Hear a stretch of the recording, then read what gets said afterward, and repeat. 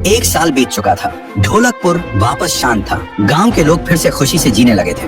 हर पूर्णिमा को लोग एक दिया जलाकर ठुन ठुन ठुन साहुर को याद करते थे। पर एक रात कुछ ऐसा हुआ जो फिर से सब कुछ बदल के रख दिया। लाशें फिर से मिलने लगी। हर 2 दिन बाद किसी न किसी के घर के सामने एक कटी हुई लाश पड़ी होती। गांव फिर से कांप उठा। एक दिन सब लोग महाराज के पास पहुंचते हैं और रो रो कर गांव की घटनाओं के बारे में बताते हैं। रात को महाराज 2 सेनापतियों से कहते हैं, जाओ और खोजो इस कांड के पीछे कौन है। लेकिन सुबह सिर्फ उनकी लाशें लौट कर आईं। एक का सिर था ही नहीं, दूसरे के पैर कट चुके थे। महाराज समझ गए कुछ तो लौट आया है, कुछ जो सिर्फ मौत का खेल खेल रहा है। और फिर कहते हैं, अब इस जंग का सामना मुझे ही करना होगा। उसी रात महाराज चुपके से गांव में आते हैं और एक पेड़ के पीछे खुद को छुपा लेते हैं। और ठीक रात के 2:30 बजे अचानक कहीं से धुआं छा जाता है और उस धुएं के अंदर से एक आवाज आती है।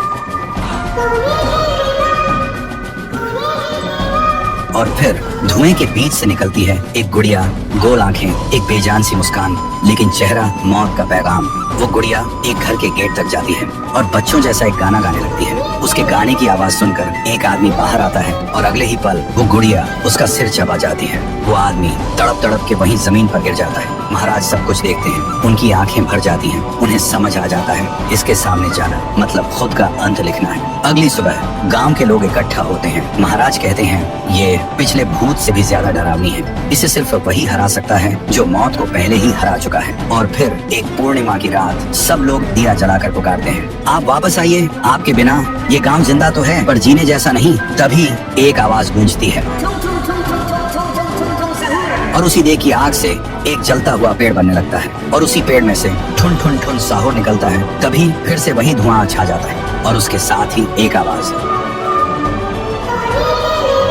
सब लोग घुटनों के बल गिर जाते हैं और कांपती आवाज में बोलते हैं, हमें बचाइए, वो आ गई है। ठुन ठुन ठुन साहुर एक जोरदार जंप करता है और सीधा उस धुएं में घुस जाता है और शुरू होती है एक आखिरी जंग। ठुन ठुन ठुन साहुर और गुड़िया की। जमीन कांपने लगती है, आसमान से बिजली गिरती है और जब धुआं हटता है तो दिखाई देता है गुड़िया बिखर चुकी थी। हाथ अलग, सिर अलग, पैर अलग। और तब से गांव में फिर से एक नई सुबह हुई। महाराज मुस्कुराए, गांव वाले जीने लगे और उस दिन के बाद ठुन ठुन ठुन साहुर सिर्फ एक भूत नहीं रहा, गांव का रक्षक बन गया। लेकिन उसी रात कुछ ऐसा हुआ जो किसी को भी पता नहीं चला। गुड़िया का सिर, हाथ, पैर अपने आप जुड़ने लगे थे और फिर वो वहाँ से चली गई। तो दोस्तों, अगर आप देखना चाहते हैं पीहू वर्सेस गुड़िया तो इस वीडियो को। पीहू के जाने के बाद शांतिपुर गांव फिर से सुंदर, शांत और लोग हंसी खुशी जीने लगे थे। एक रात गांव में एक शादी हो रही थी। पूरा गांव शामिल था। सब धूमधाम से शादी मना रहे थे और तभी गुड़िया जमीन में लेटे हुए आती है और अचानक उठकर सीधा दुल्हन को खा जाती है। ये देखते ही लोगों के बीच में अफरा तफरी मच जाती है। कोई भागता है, कोई चिल्लाता है और वो गुड़िया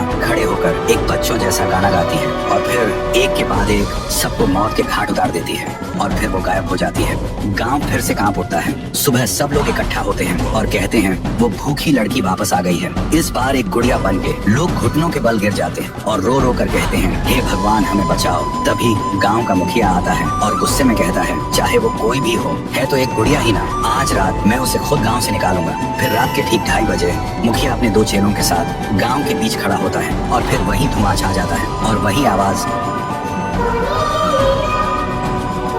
वो गुड़िया धुएं से निकलती है और सीधा मुखिया के पास चल के आती है। मुखिया कहता है, निकल जा मेरे गांव से, नहीं तो तुझे यहीं बिखरा दूंगा। गुड़िया हंसती है और कहती है, तेरे से पहले भी किसी ने ये सोचा था। और उसी पल वो गुड़िया बड़ी होने लगती है और अपनी पैर से तीनों को कुचल के मार डालती है। सुबह जमीन पे सिर्फ खून के धब्बे रह गए थे, लाशें जैसे हवा हो गई हो। लोग समझ गए ये कोई आम गुड़िया नहीं, इसके अंदर कुछ और ही शक्ति है। तभी गांव की एक बूढ़ी औरत कहती है, इस गुड़िया को हम गांव से नहीं निकाल सकते, इसे तो सिर्फ पीहू ही गांव से निकाल सकती है। फिर सभी लोग उसी जगह जाकर खाना रखते हैं और दिल से पीहू को पुकारते हैं, भूखी देवी वापस आइए, गांव को बचाइए।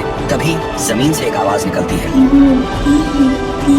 और मिट्टी से बनने लगती है पीहू। लोग चिल्लाकर कहते हैं, देवी हमें बचा लो।